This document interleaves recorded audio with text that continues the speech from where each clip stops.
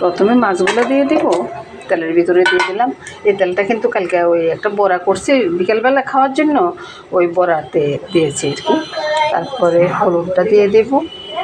আগে নুনটা দেওয়া উচিত ছিল, কিন্তু আমি নুনটা না দিয়ে অন্য সব কিছু দিতেছি। তারপরে স্বাদ অনুযায়ী নুনটা দিয়ে দিলাম, একটু ধনিয়া পাতা দিব, কাঁচা লঙ্কা দিব। তারপরে ভালোভাবে মেখে নেব। চুলার আগুনটা জ্বেলে দিব, একটু উল্টে পাল্টে তারপরে হাত ধোয়া জলটা দিয়ে দিব। চুলার আগুনটা জ্বেলে দিব, একটু উল্টে পাল্টে তারপরে হাত ধোয়া জলটা দিয়ে দিব। একটু উল্টে দিব।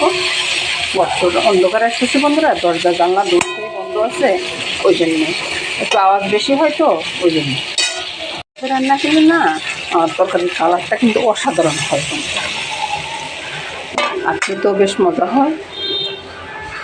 পুরো রান্নাটা বন্ধুরা